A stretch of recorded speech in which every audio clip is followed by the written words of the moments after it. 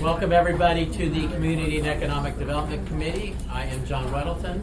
Pete Peterson. Christopher Montefiore. Forrest Dunbar. We're going back and forth. Go ahead, man. Mandy Honest, Clerk's Office. Ryan Yell, Planning Department. Kevin Collins, Land Use Enforcement. Elaine Keebeloy-Reed, Land Use Enforcement. Rich Fern, Land Use Enforcement. Ira, could you say? Yes, Ira Perman. We'll take time to go around. I guess we can go quickly around here. Bill? Phil Steyer, GDX Electric.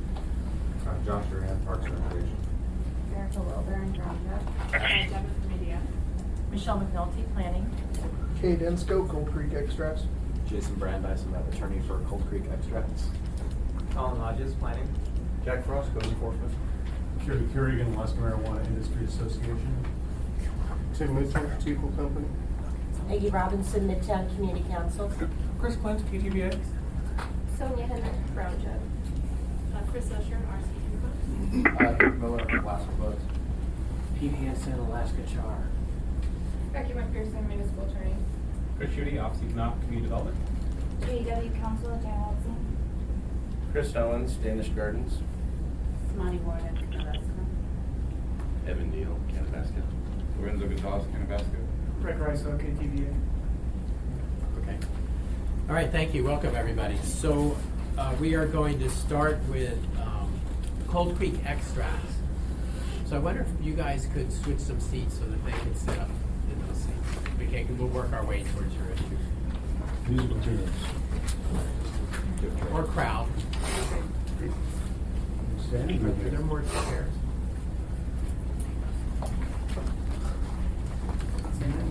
We're pretty much tapped out. There's a chair.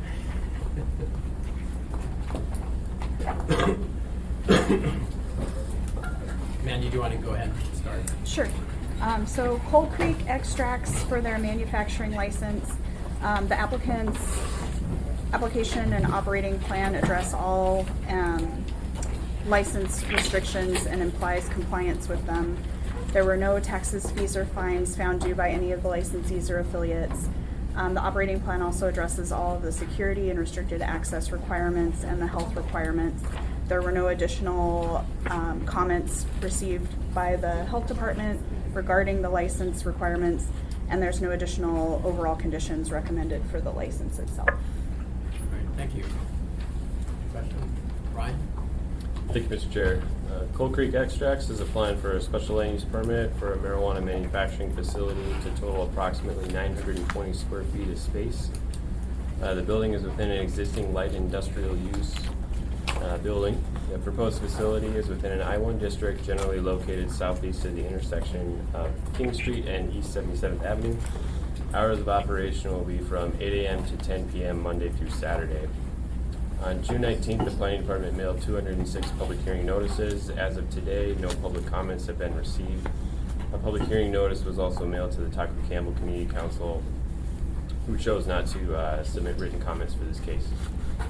Submitted site plan demonstrates general compliance with Title 21 standards. Non-conforming rights have been established for the lack of site perimeter landscaping, a building encroachment along the north side yard setback, and the lack of a 5-foot separation between vehicle parking and the building. Plans submitted to the Planning Department do not show any major alterations to the building facade or structure that would make it of dissimilar character, scale, or size when compared to surrounding structures. And the Planning Department recommends approval subject to the conditions as stated in the staff report. All right, thank you. Any comments? Pete? Thank you, Mr. Chairman. So, I see that it's a rather large building, 35,640 square feet. What else what other businesses in that building, or is the rest of the building empty? No, there's several. All of them are occupied. There's a retail facility, a marijuana retail facility. There's also a limited cultivation that's already been through the process. They're just finishing their build out. Doggy daycare. There's a home building company, and then there's a tattoo parlor, and a glass and windshield replacement facility, and then a roofing company as well. So we've made friends with all of them. So good standing. And they don't have a problem with you? Not at all. Can you state your name just briefly? Yeah, Kate Ensko, Cold Creek Extracts. All right, thank you. Yeah, if you look at page 53, there's a description of it. Is there anything else? It's almost like you guys have gone through this before. Yeah, almost. Any other comments? Yeah, just a question about what was the difference between the maps the state and the city have? Oh, I can answer that. It's a real small discrepancy. It's 10 square feet difference in the floor plan. Thank you. Got a recommendation? Yeah, move to forward this. Second. No opposition? Okay, so I think you've seen it before. So on Tuesday, this will come forward and we'll just say the committee reviewed it and recommended. Perfect. So, Okay. all right, thanks. Good luck. Thank you.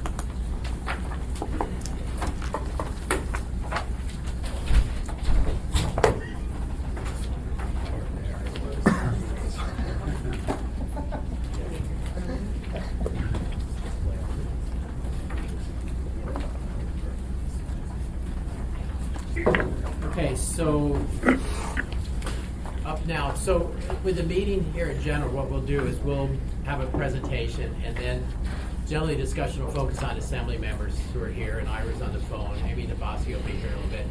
And if anyone else wants to speak, just go like this, and I'll put a list and get you. But don't jump in, and we don't want to have like side debates or anything like that. So, but everyone should get a chance to speak. You want to start? So maybe we could switch this and start with a discussion of Danish Gardens. Does that work? Who was it? Rich, was that you? Elaine is it's ours, but Elaine Okay. is the officer. I wonder, is there anyone here from Danish Gardens? Yes. Okay, are good. Okay. You guys could scoot up here.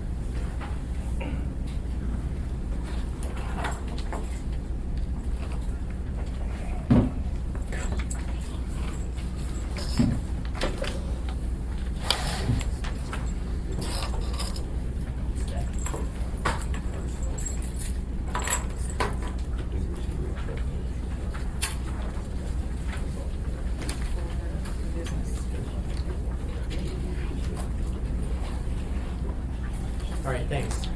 So who's gonna present? I'll just do a quick synopsis. We've had an issue with owner at Danish Gardens, and we did cite the business for odor crossing or being detectable at the property line. The hearing officer ruled in our favor that there was a violation on the property. It's been a kind of an ongoing thing, but then when we went back to do our annual licensing renewal, the day we did the inspection, there was a detectable odor of marijuana at the property line. So basically an ongoing problem. Yes. Okay. Was there anything done to solve the problem? We've been told there is, yes, and but the day of the inspection, there was still a detectable odor of marijuana at the property line. Okay. And then we had discussions before on this. And is there a way to tell if it was from that operation and not other ones in the area? Yes, we monitor the wind direction is the big thing at that particular location, because there definitely is another facility at within, let's say, 150 feet approximately, probably from property line to property line. But we've learned to be very careful about checking the wind direction, not only with what's reported in the weather reports, but actually on site, because we do appreciate where this particular property is at. It's kind of it's an old gravel pit. The area, it's kind of low, so you get some gusting and swirling in there. So when we've been out there in the wintertime, it was always easier because you'd get some exhaust plumes, so you could kind of tell. But otherwise, you can just feel, if the wind is coming out of the, say in this case, the northwest, it would be, the other facility out there that we know of is basically located a little bit to the northwest. So if we would put ourselves in between the two. So we would be very careful when we were out there to make sure the origin of the odor. Okay, thank you. Chris? Yeah, so, how many violations do you have recorded? How many times have you cited them for, We did one citation. One citation. It was multiple days, not just one day, I think. how many is multiple? I believe it's about 6 total days. It was 16, they were cited for 16, and the hearing officer dismissed all but 6 of the days. Just real So, quick for the tape, so you are. Jana Weltzine for Danish Gardens. And I'm Chris Owens for Danish Gardens. So, just to follow up, when did the hearing officer rule? Because as I understood, this was still pending. This hearing officer ruled April 2nd. So the other matter that you might be thinking about is still pending, Alaska Sense. Okay, oh, that's right, okay. Yeah. So, okay. So, and what was the date that you went back for the licensing inspection? That was June, first week of June. Thank you. So do you want to address that? Sure, yeah. So, my client got served a complaint with 16 different counts. And so they range, date range of, over the span of a few weeks here. Let me look here. December 19th. Well, from October to December. Yeah, so it's about 2 months, a span of 2 months, and they cited them with 16 counts between those 2 months. And we went to the administrative hearing office, and we kind of discussed what Chris and Dane have done to the building to make it more smell compliant. We got to hear from some of the neighbors, which was really helpful, and opened up that dialogue and exchanged personal, cell phones and information. And I don't know if code enforcement's heard too much more from the neighbors or not. I'm sure Rich and Elaine can talk about that in a moment. And ultimately, some of the violations, or maybe like one violation, they weren't even, there was conflicting evidence that they weren't even there that day. I think it was just like a typo in the log, so that violation got dismissed. And then the administrative hearing judge went ahead and dismissed all but 6 days of the violation out of the 16. I believe it's 16. And then ordered that some of the fines, $800 of the fine, so it's $1,800 fine, $800 of that fine could go into improving the smell system, smell control of the building. It was 1,000. 1,000, I'm sorry, I flipped that. 800 remaining. I'm sorry, so 800 of the fine went to the muni, and then 1,000 went into, increasing the building's smell control. Let me correct that. There were 8 days total of the complaint, and 6 was cited. Right, but you gave 18 you went 8 times 2 because you cited it under Title 10 and under Title 21. Right, but there's 8 total days. 8 total days, but they double citated them, so for under Title 10 and then under Title 21. So Okay, thank you. yeah. So you had an $1,800 fine and you paid $800 along the way, and say put $1,000 toward. Right, and then Chris could talk about what you've done to the building. Yeah, we put in more like 20, but yeah. So tell everybody a little bit about what's been done to the building. Well, from the beginning, we had originally designed a system that was going to be a closed loop system in the building, which actually let nothing to the outside. And through the planning and review process, that was basically disallowed, and the muni made us have certain ventilation within the building to the exterior that then became a smell problem. And so, we started by basically changing access to the rooms, focusing our ventilation from the rooms, adding carbon filtration for, it's a big building. It's a little over 20,000 square feet worth of building. And so you've got this segmentation between where things are growing and where marijuana is being handled, and then the types of things that you would find in any building like this, which are just passive ventilation for each room, the fans from the bathrooms that are always on. It's got the building has its own kind of heartbeat and system aside from the marijuana handling portion of the building. It's the old Action Security building, so it's a pretty large endeavor. So we brought out a mechanical engineering company, had them investigate the systems that were kind of native to the building as to what we could do with those, and we ended up installing carbon filtration panels on every single intake within the building that are kind of like office areas, those types of things, bathrooms, and then completely shutting down other areas of the building, physically blocking them so that they couldn't pull air in that could be pulled outside of the building. We then, once we were actually already in the process here, when we went through the administrative hearings, like Jana mentioned, some of those were thrown out. Some of those were days that their own notes said that they didn't smell anything. And their own notes said that they didn't even show up, but they still tried to find us. Since then, we started including ozone into our program around the building, which you have to be really careful of because that's not especially good for human beings.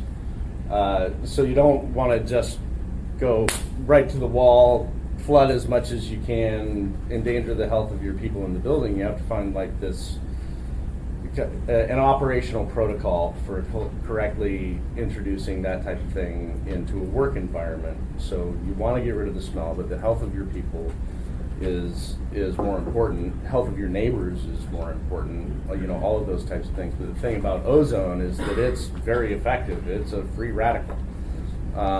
So it basically attacks not only smell, but particulates, allergens, all kinds of things. Knocks off an oxygen atom when it attaches to that and destroys both parties. Did you want to jump in now? I'll wait till he's done. Okay, sorry, go ahead. So, since that time, this has been an ongoing process. Even since we were in the process during our last kind of interaction with the Muni here, we have rerouted all of the air from every room. We built a giant, what's called a plenum. Are you familiar with a plenum?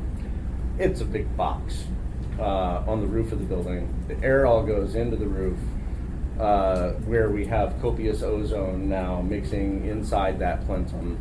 And as far as I can see, you can stick your face into the output of that of the plenum on the roof and get nothing from it. At the time that we received our violations, we were still in that stage of figuring some things out. We had rerouted all of the air to the roof of the building. At the very beginning, we had it coming out of the sidewalls, which were a little bit more head level, a little bit easier to disperse where it could be detected by people. Then we moved it up to the roof. Then we decided that might not be good enough, so we increased the stacks on the roof, and we ended up going up, I think it was 37 feet, trying to get above a zone where dispersion would bother people, right? There's a certain height that you can get to that you get better dispersion. So it's been an ongoing effort, and Can I add one thing to yours? Yeah. And this is also the facility that, remember when we were posting, I guess we still do, the diagrams online, and there was a facility that took 90 seconds for somebody to break in, go up and steal about $100,000. That's this facility. Yeah. So, even with that setback, they've obviously been making a lot of financial efforts to come into compliancy. Yeah, in December we were robbed for $156,000 in product. Which is around when some of these complaints kind of happen. Oh, is it? Yeah, it's the same definitely. time frame. So are you? When did you finish that project? How much did you spend? I don't know that we're finished. I think the smell is finished, but in our most recent interaction with Rich and Elaine, they were standing there, we were standing there. I didn't smell anything. I was standing next to them, and I dispute that there was a smell in our latest interaction. I do not agree, and but the bottom line is, as long as there continues to be an argument about it, we'll continue to address it. We will say, what else can we do? Can we extend the stacks? Can we shrink wrap the building and pave the parking lot in Peppermint? Whatever it takes to finally bring it to resolution, we're going to do, whether we think we're being treated fairly or not. And that's the tough thing about these cases. It's not like you can take a picture of smell. It's not like you can touch smell. It's not like you can record smell. It's completely subjective to the person. And you know, and it puts these guys in a bad spot because, you know, it's our word against their word, and do we really want to get into that? Because, you know, they're great code enforcers, and they need a standard that can actually be enforced without so much subjectivity. And you know, women usually have a better sense of smell than men. You know, and there's you know, what is reasonable? What's a normal nose? And I just don't have the answer to that question. Let's go ahead. Ward? I had more of a policy question I wanted to ask. I don't know if that you feel that will just derail this discussion. I'm curious. I wanted to get planning why they disallowed that initial closed loop system. It was a building safety, not planning, to okay. specify. There's no one here. Yeah, there's no one here with building safety that could address that. I'm curious. I mean, if we are. To tell you the truth, I don't even know because it was before my time with the company. So. I might speak to that, I think, and I can't, this isn't gospel, but I think we had some questions about closed loop systems that were restrictions set on particular manufacturing, but it might also have been part of that, so we definitely want to investigate that. Yeah, I mean, if we're disallowing, if we have this mandate for no odor and we're disallowing an effective way to do that, we should have a really good reason. You know, if it's a fire code or whatever it is. I'm curious. So, anyway. Chris? Okay, a few things. To the question of smell, I think that that's an interesting position to take, you know, but I think that somebody who's standing inside of a room filled with marijuana ongoing is going to be less sensitized to the smell. And it's pretty straightforward and easy to smell at a lot line if, in fact, you aren't in that environment all day. So that is one thing. Can I respond to that? Just let him go through it. It's a simple opinion. I mean, I'm a strong supporter of the industry, and I go around all the time and I check all these businesses because I'm concerned that people are operating fairly, and so I get it. When was the $20,000 investment? It's been ongoing. I mean, There's been more than 20,000 in this. We're just talking about we're talking about the time frame when they got the order to pay $1,800 and to put $1,000 into the facility. They didn't put $1,000; they put $20,000. That's the time frame. So that was kind of between April when the ruling happened and June. Correct. And so still there are challenges even after the 20,000, unless you just dispute the fact that they smelled that. I think you can walk around our building and get no. But you've made improvements since June. We've made them. Well, I would say we finished our improvements since June. Yeah. And now we're kind of watching it and scratching our heads because if 3 weeks from now somebody's walking around and outside and says, I smell something and I think it's coming from our building, then we're going to have to sit back down and put our heads together at the table and say, do we need to move more air? Do we need more ozone? Do we need to increase the size of the plenum? Do we need to make our stacks taller? You know, what can we do here? Is it truly coming from us? You know, and down there, we even have Rich here on record in our administrative hearing when we were asking him questions about, all right, well, why were you saying that you smell it when the wind was blowing the opposite direction according to that? And even his own testimony, regardless of which way the wind is blowing down there, is that it swirls around down in that hole. So you really do have to make sure where it's coming from. Yep, I get that, and I've been down. Yeah. So we have, I guess, ahead of us, if we have steps ahead of us, you know, like right now, we're feeling like it's pretty good. But if we find that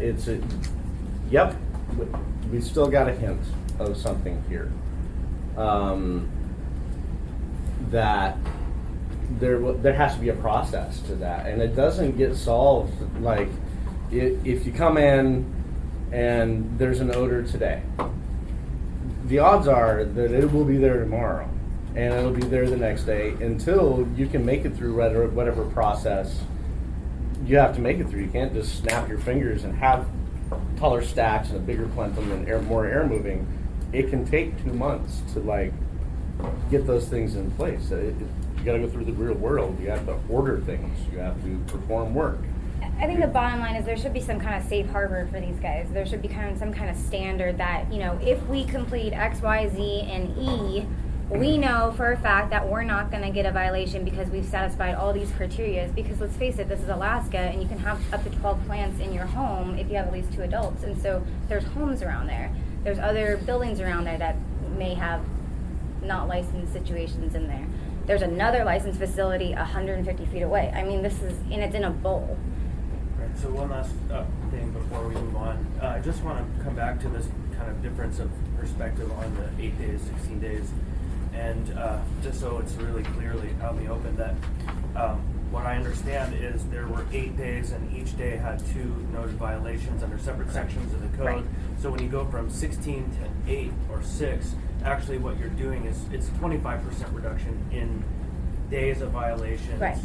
And not a 62.5% reduction. Right. Right. And so we just need to be really clear that it was a reduction, but it was a pretty small reduction relative to the way it looked, which would have been from 16 to 6. So Dates of how If many of those I were, may like, elaborate, right next Mr. to Chair, each on other? that, what the title, there were 2 titles that were cited. There was Title 21 and Title 10. In Title 21, the prohibition is smelling marijuana at the property line.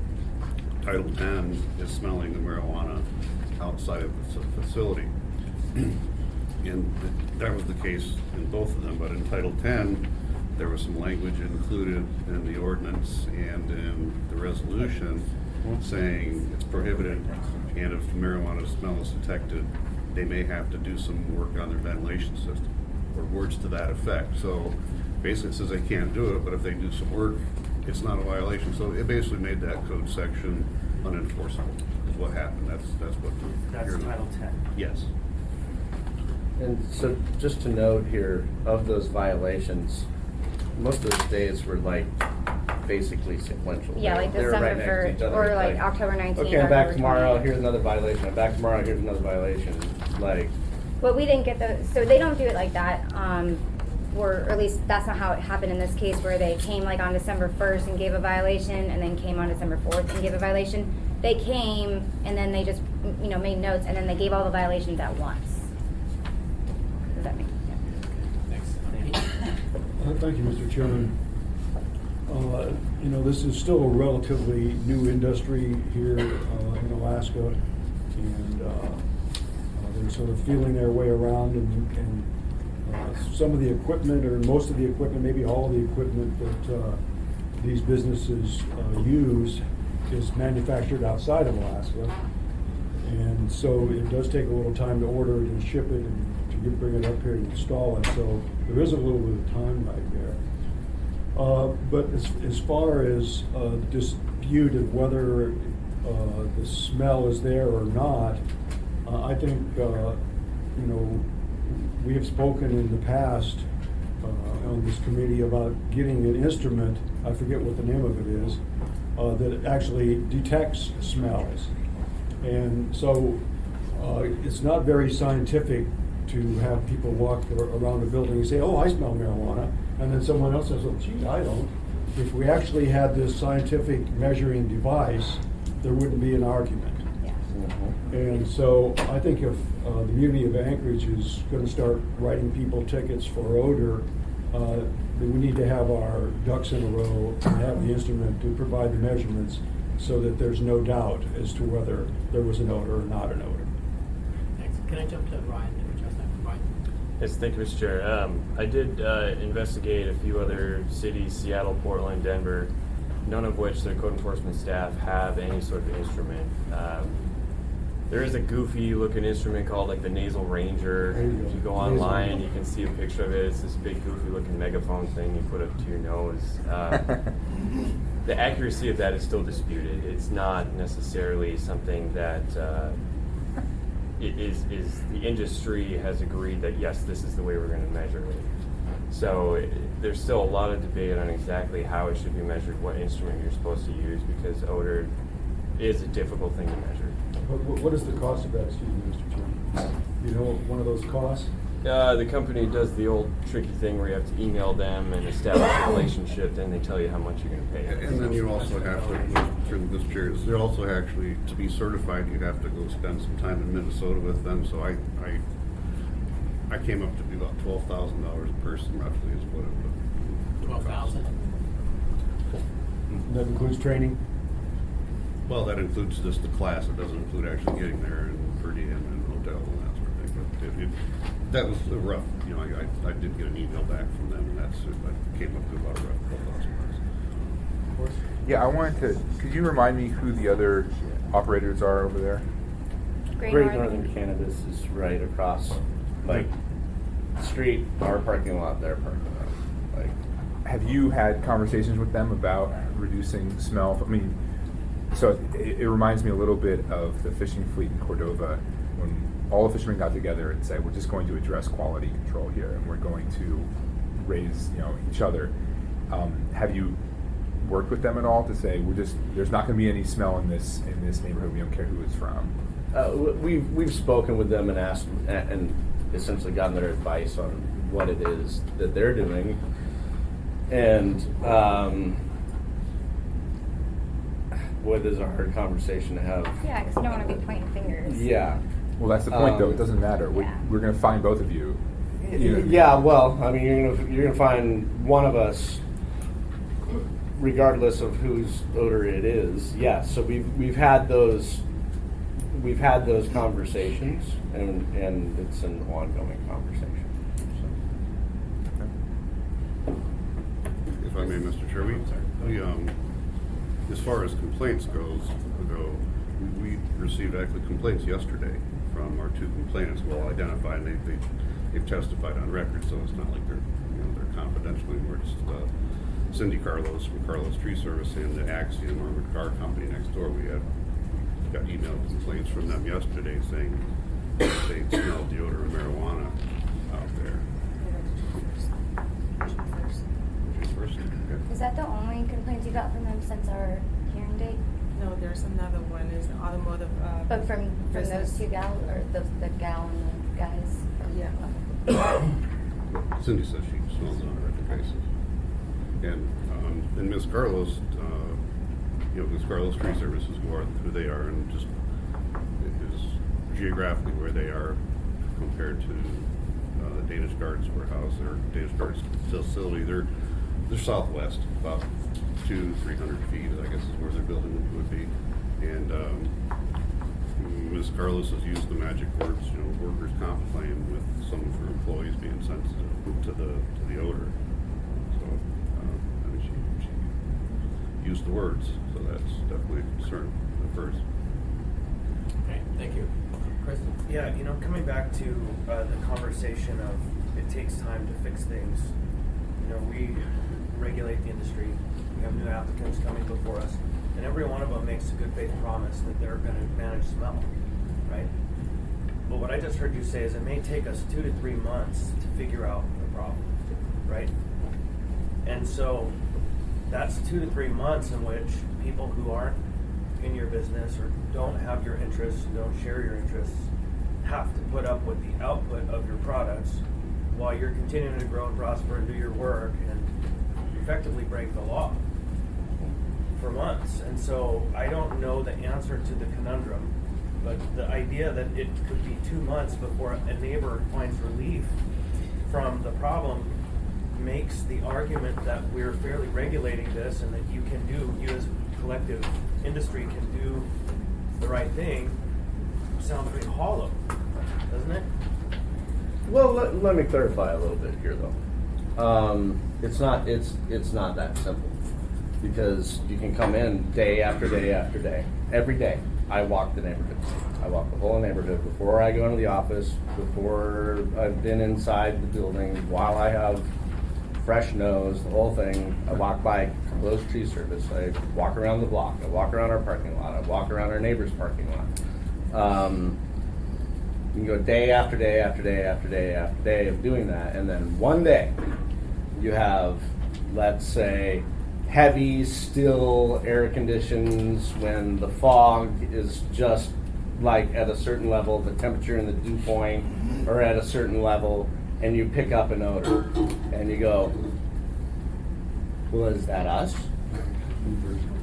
Yeah, is that us? Is that, yeah, I smell it. But as we've discussed in our hearings, we know of a couple of illegal croaks around there. Yeah, and that's impossible to You know, like, compete with. and there's another operation there, and there's us, and you go, is that us? And then you wait again for those same conditions, because every other day it's not there. Every other day it's not there, and you go, Well, well, I can't duplicate that. I don't, you know, is what we've done effective? Like, yes, we keep trying here, we keep working on it, and before I drop another $5,000 on another 20,000 CFM of moving air, I want to make sure that that's actually the problem. Because I do want to be able to also continue to pay our staff and things, you know, little things like that. And it's also You know, because, you know, when you're walking around in the morning and you know that you're not in the bloom cycle, you're not close to harvest, and so you know that your smell is minimal, and then you catch a whiff, and there could be other, well, we know that there are at least other grows around, some illegal and some legal. What stage of harvest are they in? And so it's very difficult to, with any objectivity, pinpoint who the smell is coming from. I know how much they've tried to filter and put into their filtration system, and they have made every best effort to solve the problem, but they can't solve the problem if it's not really theirs. But they're. Can I interrupt? Go ahead. This last interaction with Rich and Elaine, when they came for a renewal inspection, and they picked up a hint, and we didn't. We were standing there, we didn't. They came into our flower rooms, which is where 90%, 98% of your smell is generated in a building. They came into our flower rooms and were asked straight up, do you smell marijuana in here? Because we had been running ozone, we've been doing all those things. And the answer was, no, I don't smell anything in your flower rooms, but it's coming from somewhere. And man, in a marijuana facility, if you're not smelling marijuana in your mature flower rooms, the odds are that it's not coming from you.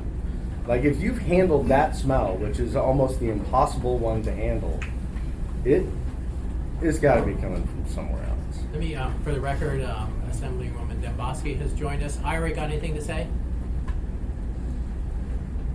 Nothing in addition, just listening. Thank you. Okay. And just for Amy, we did A. On B, we've started with Danish Gardens. And so we can do some other questions, but we're at 9:40 now. We got a bunch of stuff to discuss. So I think at this point we say there were violations. It's tricky. You're putting a lot of effort into it. There may be some things in code that make it tricky to enforce in the Title 10, right? Quick question, one piece of information. Why were the 2 days cleared by the hearing officer? I'm going to go off my record, or off my memory, so Rich and Lane, correct me if I'm wrong, but I believe those were the days where it was either 1, outside the property line, or 2, you guys cited them, but you actually said that there was no smell in the notes. There was a typo, Yeah. yes. So I believe that was one, Thank you. those were the. Thank you. Yes. So what do you want to do? Well, there's no action before us right now, and so, but we do have a renewal coming up, and so once the state completes their process, I think that I would recommend that we have a public hearing on this, and you know. Mandy's got a point behind you. So we have received the state's application. They're set for July 1st.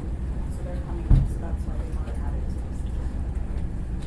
And they are currently going to be set for a public hearing at that meeting. Okay. Yep. Thank you. Well, can I just make one additional point? You know, I think we have to think about selective enforcement. I was driving down the Seward Highway, and I was playing golf in your district, and it happened to be one of the few sunny days we've had this summer, so I had the windows down in my vehicle. and I was driving 55, 60 miles an hour, and I got this really strong odor came into my car. And I looked over and I go, oh, it's that coffee place. And they're over there cooking off coffee beans or whatever. And I'm going, well, I can smell that going 55 or 60 miles an hour. Imagine what the neighboring businesses must be smelling. Now, if you like coffee, it's probably not a problem. But for people who don't really like the smell of coffee, it could be, annoying. And so if we are going to be enforcing, although I know it's in the code and required for these businesses, I think we might want to take a look at adding some other smells that might not be, could be offensive to some. Okay, thanks. Chris? So are you suggesting we regulate coffee like marijuana? I mean, I think Pete's point is there's other things to target. There's a shop in town that is selling hemp flour. Like, that's illegal, and there's been no action against that operator. They're not licensed. I have not, but That's definitely a complaint-driven system. yeah, and then we'll get to the this next one. But I mean, there's things to focus on that might be pretty beneficial for everybody if we put our resources in the right places. So, to me, the question is, what are we doing as the assembly, right? And I think Chris's is the valid question. We have a renewal here. Are we not going to renew this license based on this citation? And to me, at least, I would lean towards not taking that action. It appears that they are taking action or attempting to take action. They're paying a fine. It seems to me like the administrative process has worked in this case, and that to me is the relevant question for what we do as an assembly. We have a briefing coming up after both of these are done on our options, and so I would ask us to hold those kind of what are we going to do questions. It's not on the agenda, but it's Wade Pearson has prepared a brief, and so I would ask that we kind of come back to that question after we go through both of the violations. Okay. Okay, good, thanks. Can I just make a closing statement? So, all of this procedure aside, fines, our interactions with the community, and whether we think we've been treated fairly or not, or any of those things, more important than anything, we want to be good neighbors. We want to get along with the people who work around us. We want them to be able to come to work every day and not be sorry that that's where they work because these guys are down the street. Now, I can't do anything about how people feel about marijuana, whether they think it should have been legalized, whether they think it belongs in the community or whatever. But if we honestly feel like we're not doing our job and keeping our areas smell free, we're going to continue to address it. I just ask that everybody try and understand that it's not like this thing that's there every day and that you can point at and go, there it is, I see it. Right, but if what we've done so far, like right now, we're feeling really good. But if the day comes where we go, man, that might be us, then we're going to address it. We're going to sit back down and we're going to do what we have to do in order to be good neighbors. We could change something in our processes where let's say we add a new door or we start using a door that we never used before for whatever reason, and all of a sudden it starts letting smell out because we were never doing that before. Then we'll sit back down and we'll go like, here we are again. What do we do now? So we're always willing to address the question of what do we do now. Good, thank you. Amy? Just ask a quick question, and Jenna, you don't have to answer on the record, but two things. If the illegal grows around your area are impacting you and you're saying that's where the smell's coming from, I would highly encourage you to report them. Because obviously if that's where it's coming from, it's impacting your business, and sitting quiet isn't going to help. The second thing is if you know of somebody selling illegal flour, I would contact code enforcement or the appropriate authorities, because obviously it's impacting your legal clients and their competitive nature. So those are just Thank you. So, anything else on this then? I think we have background, and we have a public hearing, which we'll see what happens. We haven't had too lively a public hearing.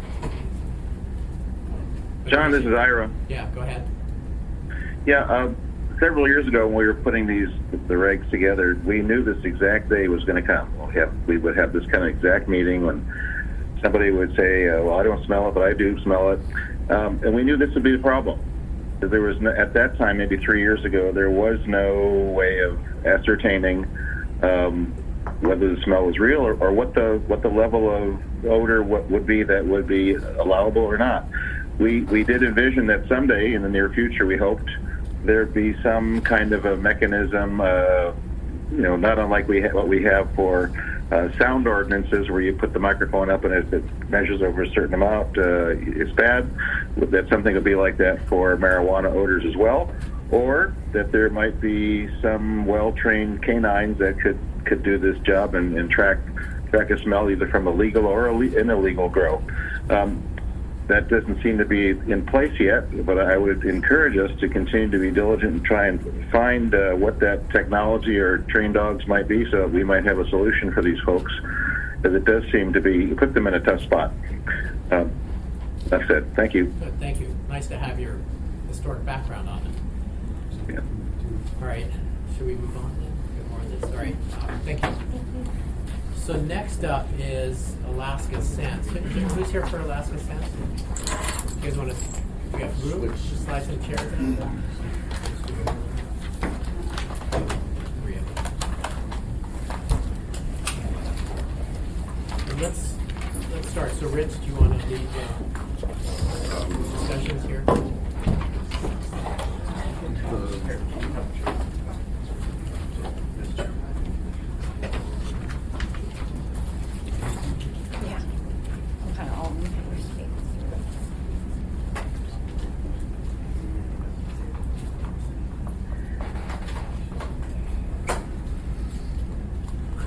Do you have a presentation or just verbal? No, I'll just do a quick synopsis of the one issue. Actually, there's two separate issues with Alaska Scents. One has been adjudicated through the hearing officer already, and what that was we cited the business for not following their waste disposal program and then refusing an inspection. And when I say refusing an inspection, it wasn't of the entire facility. It was opening a dumpster to show us the waste. We were investigating the waste disposal program.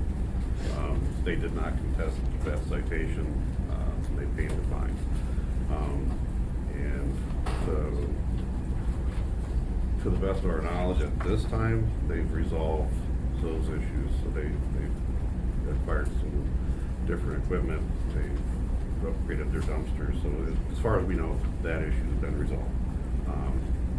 We have no evidence to the contrary to that. The second issue with them, which is an ongoing issue, which we also took before the hearing officer, but we haven't gotten a final order. We need to go back. I think it's on next week, just for one little housekeeping.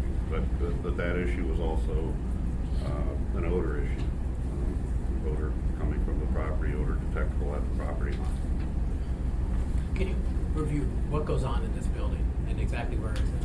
It's the old Horn Doctor building on Tudor, right next to Bering Street. The old municipal, it's not heavy equipment maintenance building.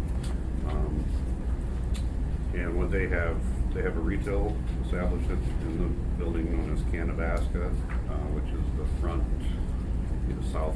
southeast portion of the building, and the rest of the building is cultivation. Okay, all right, thanks. Yes. So, your citation for the failure to allow an inspection. Oh, okay. Are you asking Rich? Yeah. I'm sorry. You think that one has been resolved? I thought that we might have copies of the photographs today to share with folks. I was trying to get through the video yesterday and we had.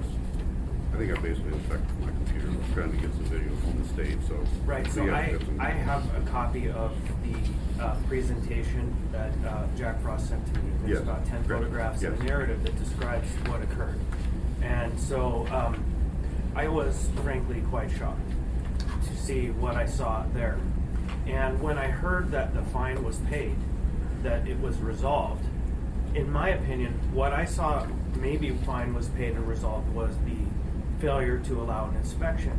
But what I witnessed in the report and also then in the photographs that I saw was an operator who actively denied an inspection, and then not 5 minutes after that, after telling the inspector, we don't have a key, we can't let you in, that they came back out with a key, unlocked the dumpster, called an emergency trash pickup, and removed items from the trash can back into the building. And then once the trash was removed, proceeded to call code enforcement and say, oh, we found the key for an inspection. Is that a fair assessment of what I saw in those documents? I would say, yes, that would be a fair assessment. Okay, so this is a fairly egregious action, in my opinion. This is far beyond the idea of refusing an inspection, but actually appears to be a conducting of some kind of an activity. I'm not quite sure what legal standard it falls under, but I'm sure it's not Title 21 and Title 10. That is an intentional effort to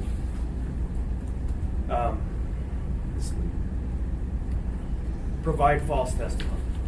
And so I am very interested in an in-depth conversation about this, and I would like to, maybe Ryan, I could send you the PDF and you can go print copies up for the committee.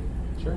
So this is a conversation that we need to have, because this is an abuse of the trust of the public, in my opinion, and just as a matter of But can we respond? yes, you can, but just as a matter to go back a step, I have been, and I told you about this, Janet, going on tours of all of the retail facilities, and some weeks prior to even hearing about any of this, I witnessed one of their staff members allow someone into the operation without an ID.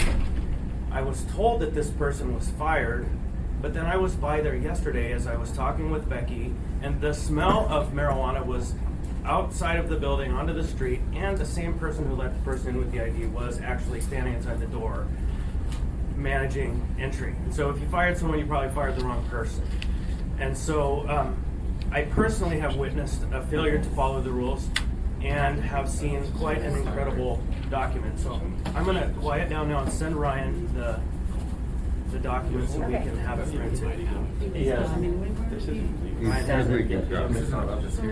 Okay, so that's covered. So the dumpster issue, the thing about this dumpster is this dumpster has been broken into multiple times and by people that are homeless, right? So they break into it and they pull stuff out.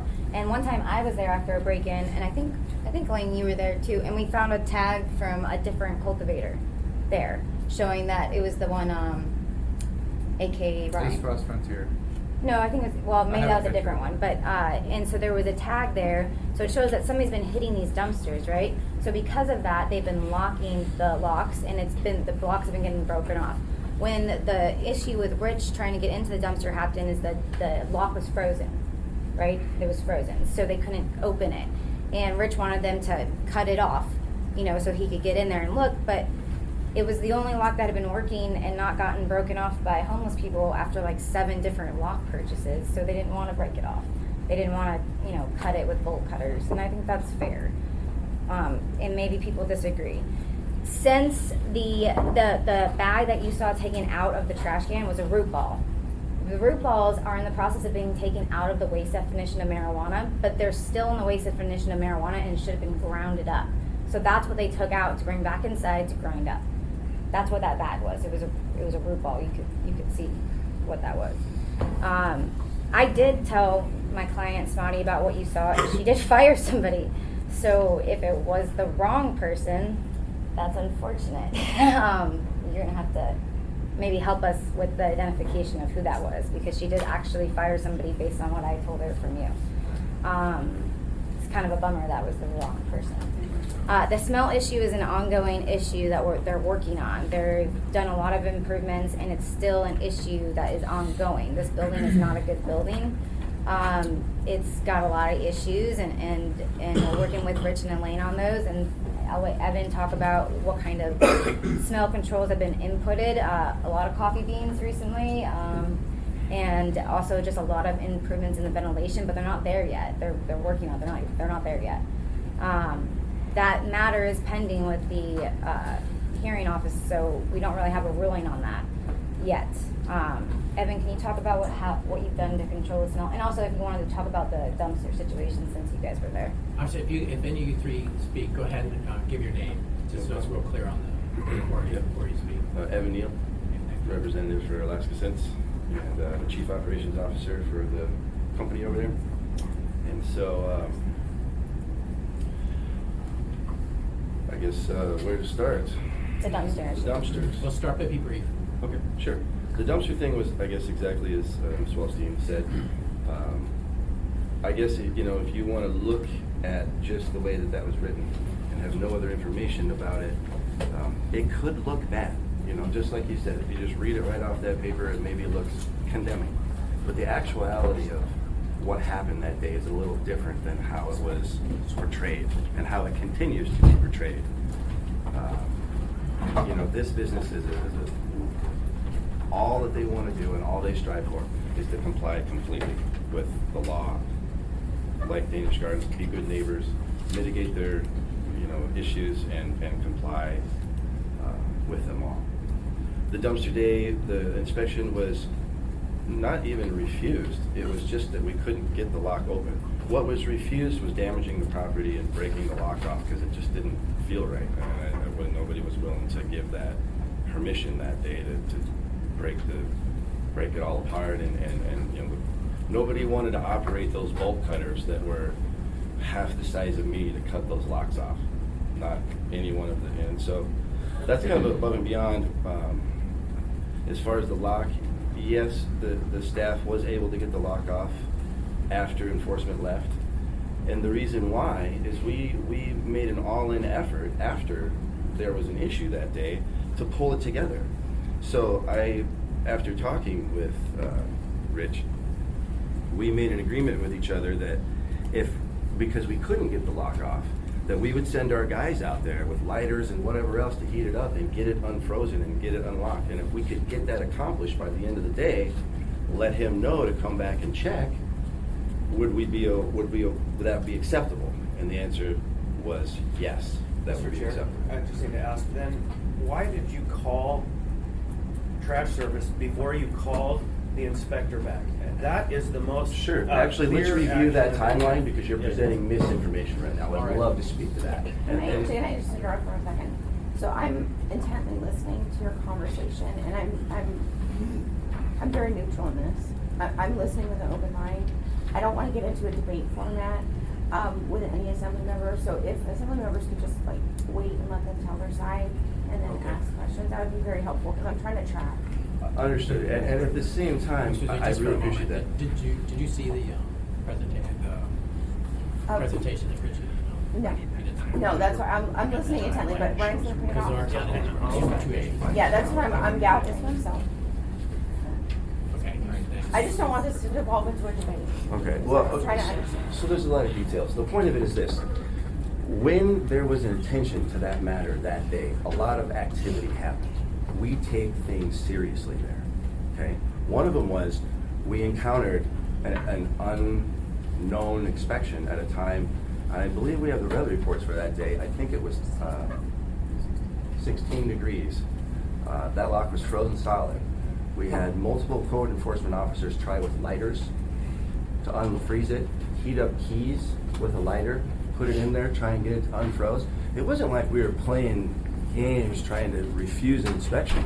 Nobody could remove this huge lock that we had bought. And the chompers to remove it were not a tool that any of us were really comfortable using. Moving forward, the lock did get unfrozen, but it was after some time. I think what you said was that we had called the waste company before we got the lock, and so I think that we need to review the timeline there. Yeah, well, you said here, you called Officer Fern at 2:26. Officer Fern said that they had the lock off and we could come back. And then at 2:38, Cannon Basket calls. So you called inspection first, or the code enforcement first, and then you called the So waste again, disposal. just for the record then, the information stated by Christopher is actually incorrect. We did, as soon as the lock got called up, the very first call that was made was to Officer Fern. We did call Northern Waste to do an urgent trash pickup because there was an urgent situation. That's not out of the ordinary for us to do. In fact, if you look back into Northern Waste call logs, that is a process that we had done multiple times previous to this. Because it's a Friday, usually they get hit on Fridays and for people coming through and getting their dumpsters. And some of those pictures that you'll see, so you do see buds maybe on the ground, but you can render buds unusable by pouring bleach solution on them. And that's part of their waste plan that they've been using. I think they're using now more grinding it because bleach is kind of toxic and also more expensive. But go on.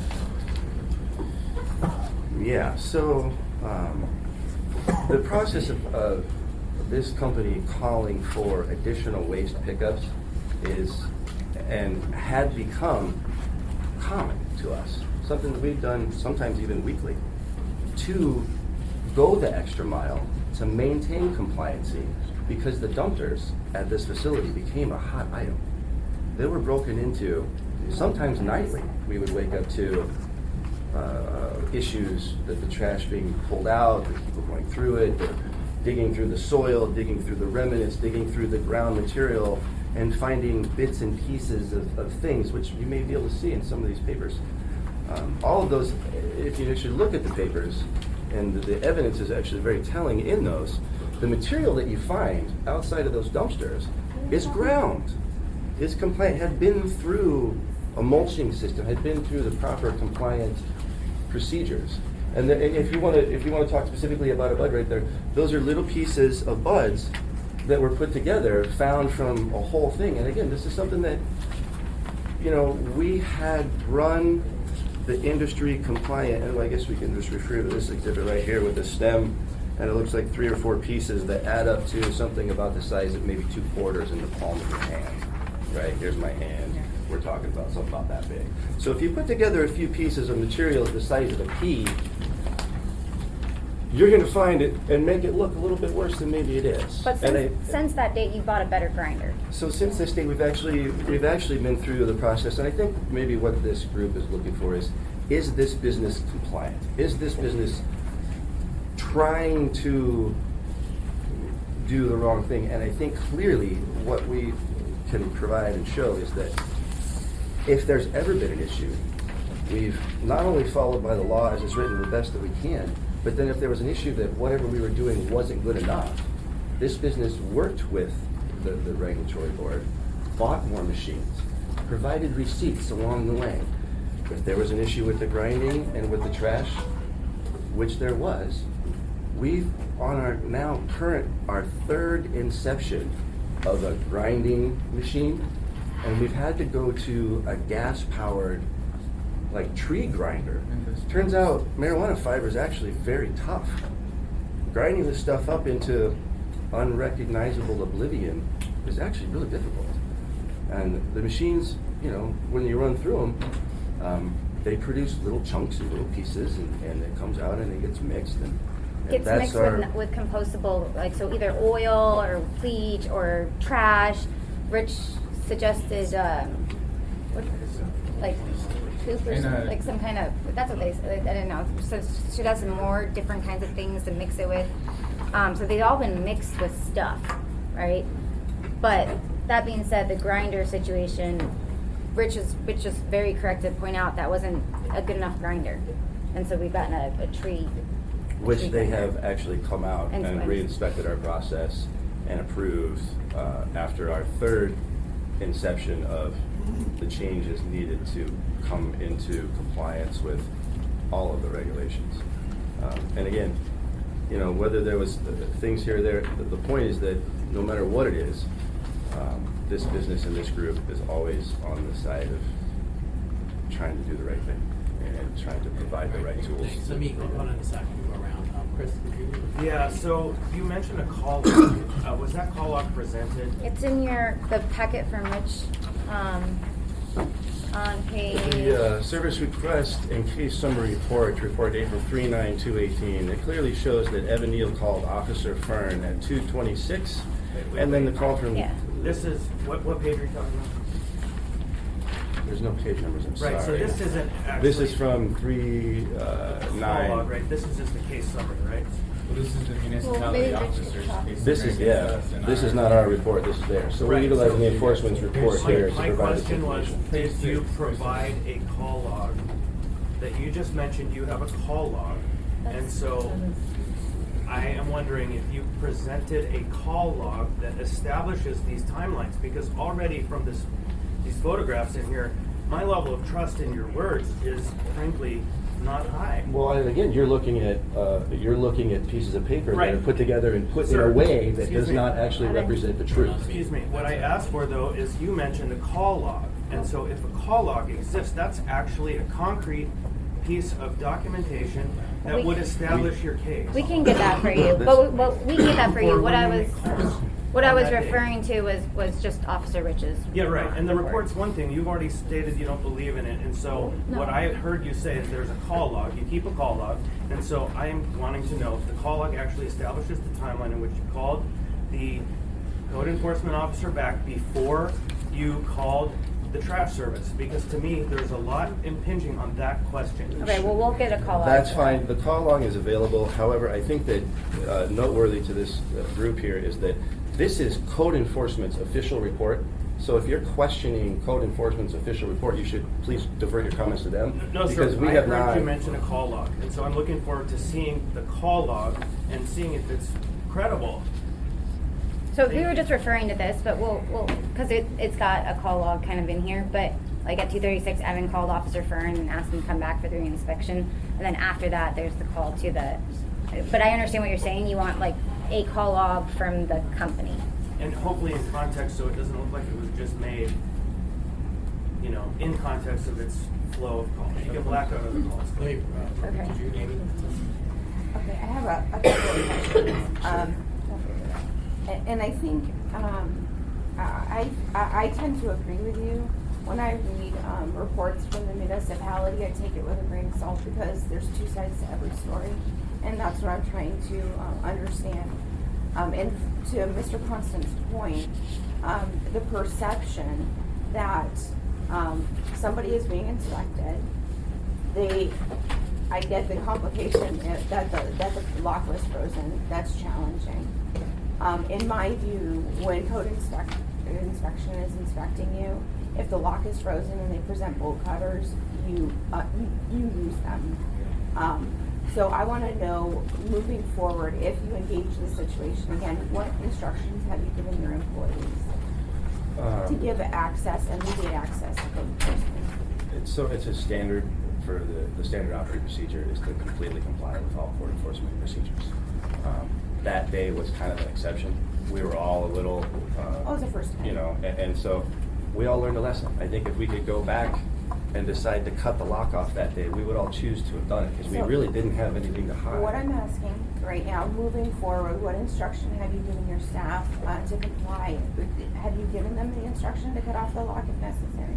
Yes. Okay. We have. And then the other part that gives a bad perception when you read the report is that maybe there was some attempt to recognize, oh man, we have a violation in our dumpster, let's just deal with it before they come back. Sure. So have you given your staff any instruction moving forward to you maintain the scene as is now, whether it's a violation or not? We just need to do that because That's a I great think point. what Mr. Constant is going to is he's trying to see when these calls were made to validate what you're saying. Sure. And that's why he's asking for a call log because again, he has pictures here that validate one side of the story. Mm-hmm. And so I want to know if you recognize, number one, the perception issue, but number two, moving forward, what's your plan? Great questions, and all good points to bring up. The removal of that material from the dumpster and bringing it back into the facility for reprocessing that day was simply a kind of a gut action from the employees because they were looking for anything that could possibly be wrong, and not that even that was a problem. Like, actually, the employee really should have just left it in there because it had been properly wasted in compliance. That was an action by an employee who didn't, was just trying to, under the duress of the situation, made an action because he thought maybe it could be ground better and brought it in for reprocessing. So we realize that that is an unacceptable, a form of thing, and we've taken action in our processes to prevent anything like that. We've went over this process since it has happened with our employees, and made sure that they know that, you can't do that. And We need to, we're running out of time. Sure. It's a big issue, you got a lot to say.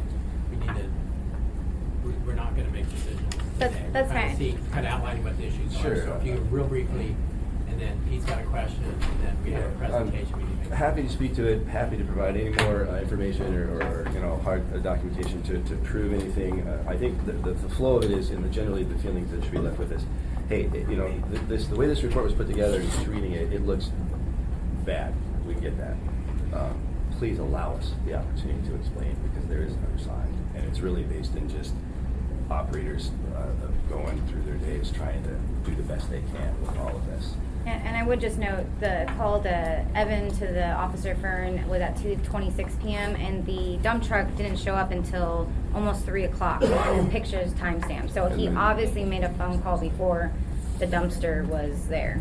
So there was clearly that risk that, if they were trying to get the dumpster there before Rich, they would have had the dumpster come and then call Rich. Just, sorry, I'll get to you next. Did you Well, get this your is the question? third time I haven't been able to Yeah, comment I'm on Sure, that. just have to wait. I'm just gonna go over their operation after Is this. that enough? Yeah, it'll be fine.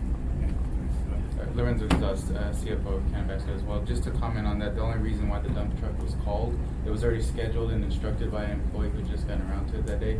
There was a 500-gallon water tank inside the cultivation dumpster that was causing it to be completely full. It was cut up, and that's the reason why they were coming that day. That was the only reason why they were off schedule, which is a normal thing that we can prove to you that there's been quite a few off-schedule pickups for the same specific reason of ongoing construction in our cultivation.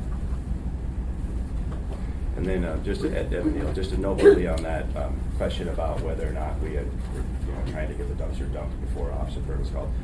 Clearly on the report here it shows 2 phone calls were actually made, one at 2:26 and one at Evan Neal again made another phone call to Officer Bird to let him know, to try and get him out there before the dumpsters were dumped.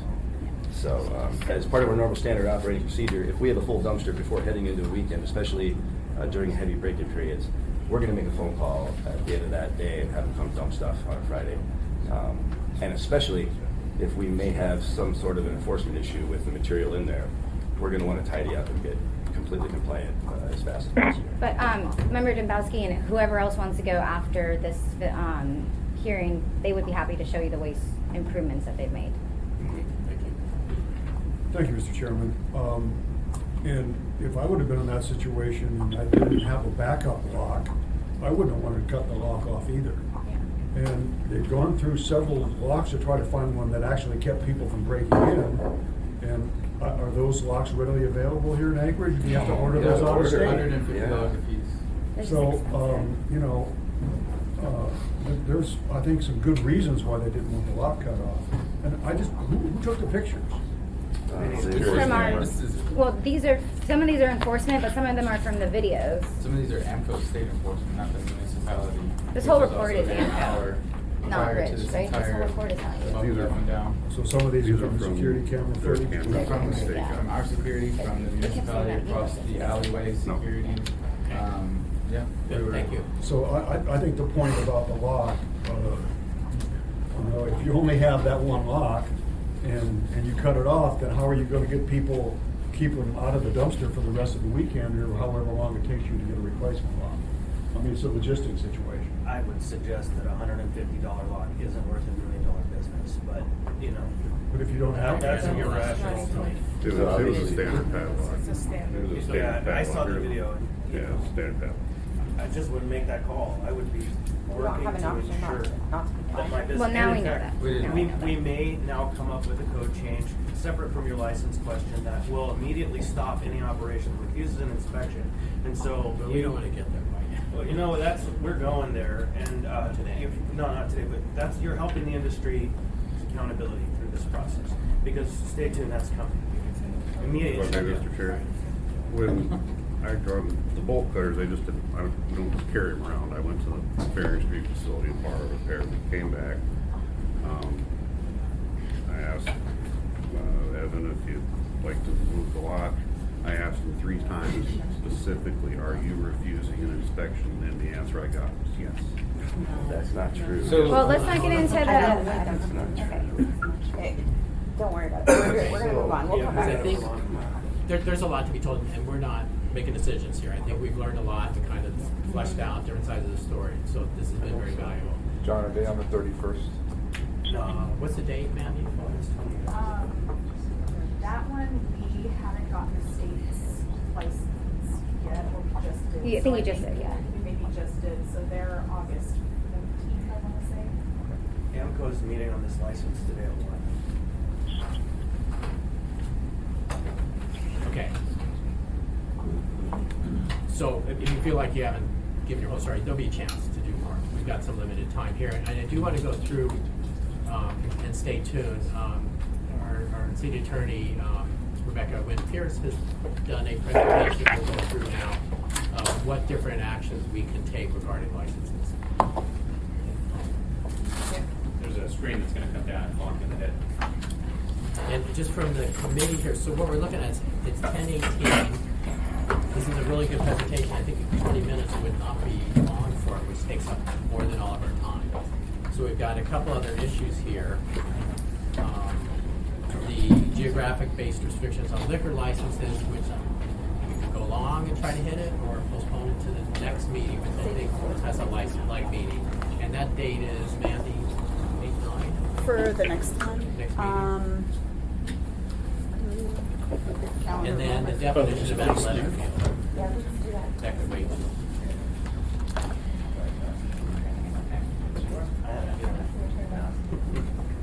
Someone want to make that motion? Do we make a motion on that? Okay, so just we're going to go through this presentation. We've got some other items on the agenda, which is looking at geographic area-based restrictions on liquor licenses. So we're going to postpone that to our next meeting, which is August 9th. And also the definition of athletic field, which is riveting. We'll also do that. That's interesting. Okay, and Chris Constant will introduce the topic Ms. Winton Pearson is going to talk about. So over the course of the last several days, it became clear that there are definitely procedural questions that haven't been answered. And the procedural questions for the assembly are what actually would it look like to terminate a license, revoke a license, right? So we all have a general sense, it would be by ordinance, but what does that look like? And so because of all of this stuff that's around, that we've just had a conversation about, and because of that lack of knowledge, I asked our attorney to kind of clearly define as best as possible in the abstract what the procedure would look like and what our options are in the case that we determine or find that an operator should have their license revoked. And so that's what this presentation is. Thank you, Becky. Yeah, no problem. Thanks, Chris. And I apologize. I'm going to stay over here because I'm tethered to this computer by a cord, and so I'm not able to use my computer if I get closer to the table. For the record, Becky McPherson, municipal attorney. As Chris mentioned, he asked me to run through code provisions regarding assembly-initiated options on problematic marijuana licensees. And as an initial note, this presentation only addresses assembly-initiated options. There are also options in the code for the clerk to take action against problematic licensees, and clearly there are options in the code for code enforcement to seek fines and enforcement actions against problematic licensees. This just summarizes what actions the assembly can take against a problematic licensee in this area. So there are 4 main options. The first is denial of a license renewal application under AMC 1080-080, and I'll go through each of these in greater depth in this presentation. The second is a limited renewal of the license, and credit goes to Mandy Honest for thinking about this option as an application of 1010-030, where you could grant a 60-day temporary license to allow an operator to continue to extend after the date of their required renewal to allow them to address designated issues, and then at that point, if those issues are addressed, allow for the actual renewal of the license. The third option is suspension, revocation, or limitation of a license under AMC 1080-810. Again, you can temporarily suspend while an issue is resolved, revoke entirely, or place additional limitations on an individual license. And finally, there's an option of the code for the assembly itself to seek civil fines against a licensee. First option, denial of the license renewal. renewal. With the legal standard there, it is essentially the same standard for an original application. You have relatively broad discretion because of criteria A6, which basically says that if you determine that the issuance of the renewal of the license will adversely impact the health, welfare, or public safety of the neighborhood in which a marijuana establishment is located, or otherwise would not be in the best interest of the public, that is a criteria you could utilize to deny renewal of an application. There's also a specific criteria here that we notice again that a licensee must operate without violations of a condition or restriction the assembly has previously imposed. So if, for instance, you have an operator who's had just a series of violations during the period of their previous license, you could determine that that is a violation of A6 or B3.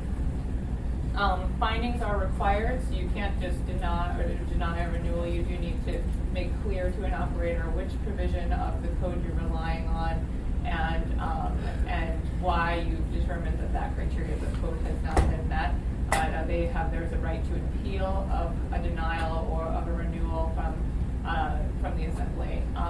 So what this would practically look like is a resolution that would be approved by the body that specifies the reasons for a denied renewal, and then a letter to the applicant who's seeking renewal that says something like, sort of this proposed draft language, you'd say something that you've determined that the renewal will adversely impact the health, welfare, public safety of the neighborhood, and a reason why. Again, in an instance where you've had frequent documented code violations, you could say there's been 10 code violations or 5 code violations that have been documented here, list them and explain why you believe that that's a concern for the community and ongoing way. You could also, again, adopt a limited renewal or protest of a license under 10.10.030.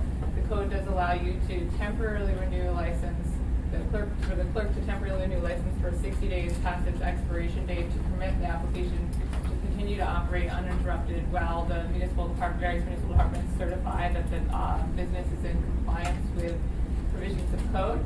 So if there are outstanding violations that need to be brought into compliance, you could adopt this option. I don't know, Mandy, if you want to say anything more about this option? Well, so I have a couple of draft ARs. One of them is relying on this portion of code that would allow kind of what we do with liquor licensing, a conditional protest, which would allow the applicant time to address either issues from certain reviewing departments that have not provided certification, or if there's been some sort of delay and an inspection hasn't been able to be completed prior to the expiration of the license, this allows for the temporary license. So I do have a couple of draft ARs that I was going to hand out on this topic to get direction from the committee on. And I should say also that a non-renewal or a limited renewal is by far a simpler process under the code. The next options I'll go into require significantly more process for the assembly to take action. So the next set of options is suspension, revocation, or limitation of a license. 1080.810 sets the grounds for any of these actions.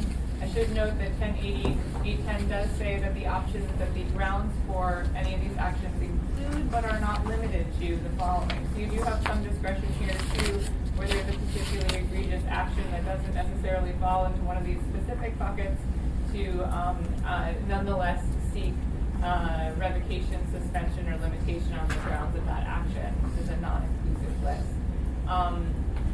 Again, it does include a standard that, if the operator is following any practice or procedure that's contrary to the best interest of the public. As a note here, there's also a question about sort of the liability for employee actions, and so a licensee can be held accountable for an employee or agent actions if they knowingly allow the employee or agent to violate state law or municipal code or any other condition of code imposed as part of a license. There's also a more general catch-all for any kind of failure to comply with applicable law of the municipality. A little bit more on the suspension or revocation based on an action of an employee, and this is just an important wrinkle because if somebody's employee engages in a bad act, it's not automatically attributed to the licensee, but it can be if any of these criteria are met. If the licensee was physically present, knew or should have known the violation was occurring and took no action, or if the licensee failed to adequately supervise, or failed to adequately train, or was reckless or careless. So this is an or. If any one of these four options is in place, then the licensee can be held accountable for the actions of their employee as a grounds for suspension, revocation, or limitation. General violations, these are the general violations under 1005, 020 that are prohibited for any business licensee in the municipality. And this is where you have your prohibition on obstruction, impeding, or otherwise refusing to allow for administrative inspection.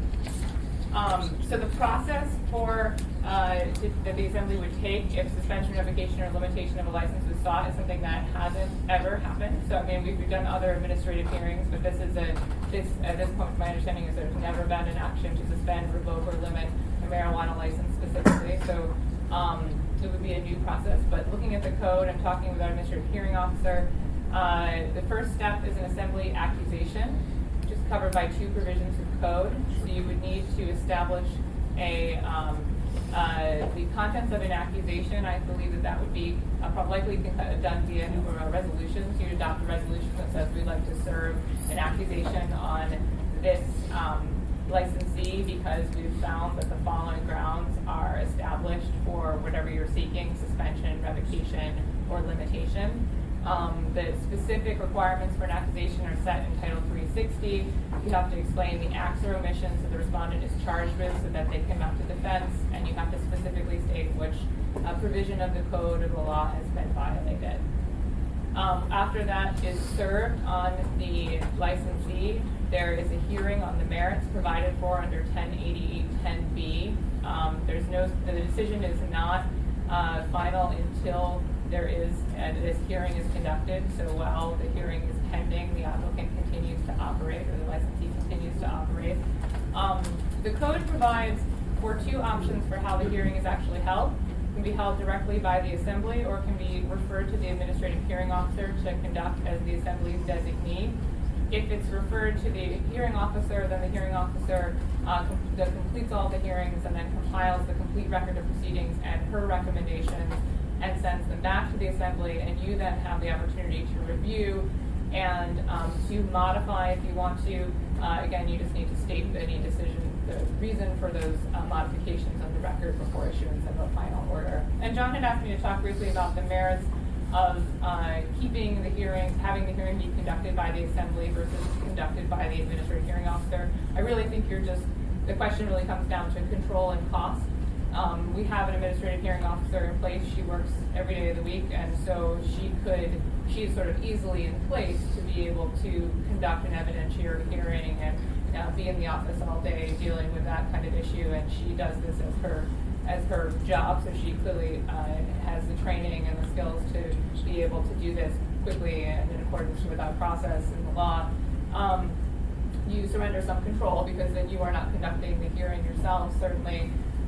But again, you refer it to an existing municipal employee. My understanding is the last time, again on the cost front, my understanding is the last time the assembly conducted a quasi-judicial hearing independently of this nature, or of a similar nature, we engaged outside counsel to assist with the hearing process, and that the bill for that was quite steep. I don't know. It was remanded from the Superior Court. Okay. So it was totally different. Was there my understanding is at least one of the recent times We did have outside counsel, but it was on a sewer improvement, water and road improvement district. It was very complicated. Okay, so perhaps the bill would be considerably less. My understanding is the bill for that was something exceeding $50,000. Oh, I'm sure it was. So I was sure of it. Yeah, so it's really again a cost versus control calculation in terms of what your decision to either to conduct the hearing yourself or refer it to the administrative hearing officer. Timing set by the code for that hearing. The hearing would be no less than 15 and no more than 30 days following the date of service of the accusation. The decision needs to be issued within 15 days of the hearing date, and the findings and conclusions must be in writing and reasonably specific so as to provide interested persons and reviewing authorities a clear and precise understanding of the reasons for the decision entered. Finally, civil fines. The code provides that both the assembly and the administrative hearing officer have sort of the independent authority to seek civil fines as part of an administrative hearing or as part of an enforcement process. So that is another option available to the assembly as well. And that's it. So if there are questions, I'm happy to take them. Yeah, so just for clarification, the assembly used to do a lot of different quasi-judicial hearings, and when we're talking about renewals of licenses and stuff, I think this is something, depending on the leadership of the assembly, I mean, I found that the quasi-judicial hearing process was efficient. We had a 3-member panel that basically conducted the hearing, and we had legal counsel. Now, the one that I'm thinking of that was very costly, and we had outside counsel for, it was tax assessment rules that were assessed and passed. The assembly didn't give adequate due process, and so we ended up, our decision was appealed basically to the court, and the court remanded it to us and said, you either have to do this or we're going to do it for you. And so that was a totally different process. There was a lot of geotechnical involved. There were a lot of expert witnesses. It was different. When it comes to things like this, you certainly, I think Assembly Counsel's sufficient. I think he's very talented and could be the hearing, counsel to sit with us if it were to happen. But I was there, and I was part of the ones that drafted all those regulations that were just over. And the reason it was specifically drafted the way it was, Pete remembers, I'm sure, the Assembly did not want to relinquish control to a hearing officer at all. We wanted the option, if this became a routine and very frequent thing, to be able to use a hearing officer. But we intentionally drafted it in such a manner that the Assembly maintained as much control as possible. So I think when we're looking at potential needs for special counsels and all that, I think we have to recognize there was a huge difference between the tourniquet and arm issue that required it and was remanded from the court versus a potential license. So I just want to make sure people realize it's not that complicated. Well, the chair just asked for a motion to extend for 10 minutes. I don't know that we need it for committee, but any objection? We're going long. We're going long. So, Pete. thank you, Mr. Chairman. And, I agree with Amy. We did talk about this at length, as a matter of fact. And, but the fact that we do have an administration hearing officer that is a professional, and if it seems like we might get to the point where there might be several of these, it might be better for routine if that officer held initial hearings and then sent their findings to us, and then we can make the final decision. Our agendas get pretty long as it is right now, and if we start getting into quasi-judicial hearings, it can get even longer and more complicated. So we do get to make the final decision, but if the administrative hearing officer did the initial hearing and then sent her findings to us, and we can make the final decision, I think that might be the best way to go forward, in my opinion. Chris? Yeah, I think though that the other method was the 3-member panel of the assembly that worked with AK Alchemist in the review of all of their rules and set them up, and we had some mixed results with them, of course, still working on it, but it can be the administrative hearing officer refers the case to us, 3-member panel does it, or the whole body does it. And I think great care should be taken in the first rounds of these, the first times we do this, that we pay as much close attention to it as possible and not grant it to a third party. At least a 3-member panel, I think, is the best solution should we come to this question. And then maybe down the road, say if it becomes less unusual or more usual, then we can defer more. This might be ahead of where we are.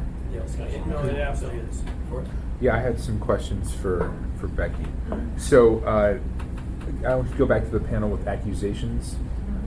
I'm curious how that. Well, first of all, I'm curious how that works. Can any assembly member initiate an accusation like that, submit a resolution, or does it have to come through the chair? I think that it's not specified. I think that any of you could submit a resolution. It would need to be voted on by the assembly as a whole. So the body would actually vote on the accusation, and then we would turn that into something that's actually served on the business end issue. That was the intent. So the a follow-up to that, how specific in terms of what you're seeking does the accusation have to be? Can it say, I accuse you of these acts and leave the action sought open? Do you have to say, I'm seeking to suspend you, I'm seeking to revoke you? How specific do you have to be in what you're seeking? That's a good question. I think that the way I would read the code, I think you could seek either a specific remedy, or you could say we will determine at the hearing which of these remedies is appropriate, whether it is suspension, revocation, or limitation. I think you need to give notice to the applicant of the universe of what you're seeking. Say we might be seeking any one of these options, including fines, or we're only considering suspension. But I don't read the code to say that you have to do one proceeding for suspension, and then if you change your mind, you have to serve another accusation that says actually now we're seeking limitation. Yeah. It's interesting. This actually reminds me quite a lot of the military justice system. Even the 3-judge panel, it all is sort of similar. But it's interesting. We wouldn't have to go. Correct me if I'm wrong. We wouldn't have to go through any of this if we just did renew. Is that right? We've got the renewal coming up. So if you have a renewal coming up and you want to, you can follow the non-renewal process and just make the findings that are required to not renew the license. That is certainly simpler and easier, especially given the time of year that you're in right now. So, can I ask a follow-up to that? One final follow-up.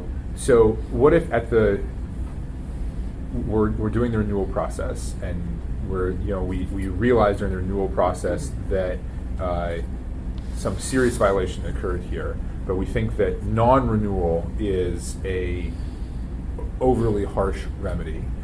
Could we, through the renewal process, either suspend or put limitations on the license that would have the same effect, but wouldn't require all this because we're in the middle of renewal? I see no option for suspension in the renewal process. You do have the option to do a temporary renewal. Say you get 60 days, fix these issues, and when we have certification from the relevant municipal departments that you have applied, then you get extension. If you don't fix them in that 60 days, then your license is revoked or not renewed. But in terms of the limitations of the renewal, I do think you have the same power at renewal that you have at initial application to impose certain limitations on the license. So if someone comes forward with a renewal application and you say, well, I want to get the same kind of powers that you have at the date of the original application. So why? Sorry, Mr. Chairman. So why can't we put a limitation at the renewal? Say we're putting a limitation that you shall not operate between the dates of this date and this date. August 25th to September 25th, 2018. That is one of the new limitations on this license. It feels a lot to me like a temporary suspension, and the code does provide for a significantly greater due process required prior to suspension. So it feels to me, again, it's I would say it's not specifically prohibited, but it does feel a bit like you're trying to circumvent those due process requirements for a suspension. Thank you, Mr. Chairman. Chris?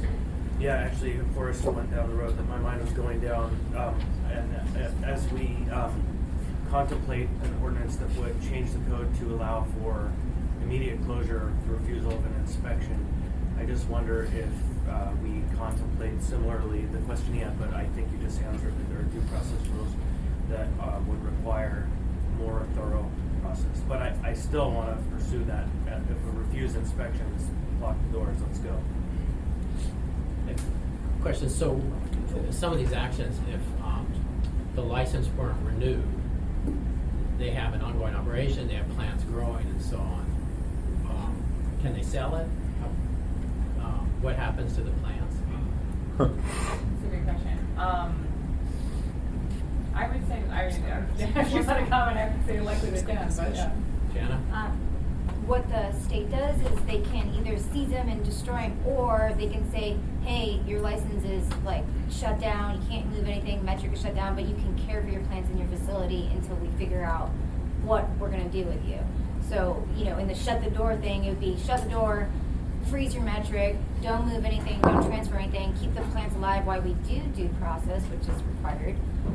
This is America still. And then have the hearings and all that stuff, so there's not incredible damage before there's due process rights afforded to an operator. Okay, thank you.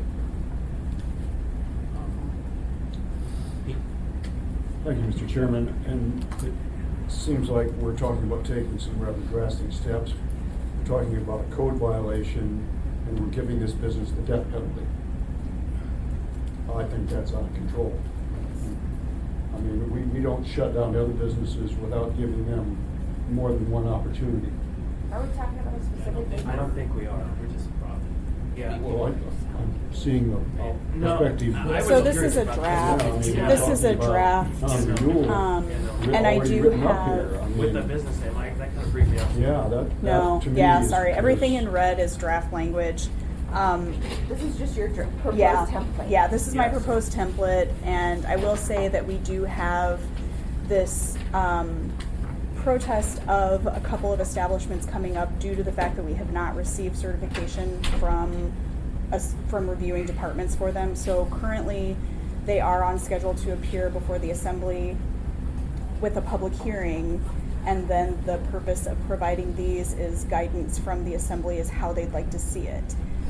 Because there, as Becky was saying, there are a few options, and non-compliance is one of the options for denial of the renewal. But that's why I also offered the protest, because we do that with liquor licenses. We do a conditional protest and allow them more time to come into compliance or have their inspections. And so we do have this pending, and it is with the two establishments that we discussed today. So it is a little bit time sensitive. And typically, when there's, someone breaks the law and it's not, a felony or anything, they're fine. They don't get the death penalty. So I think,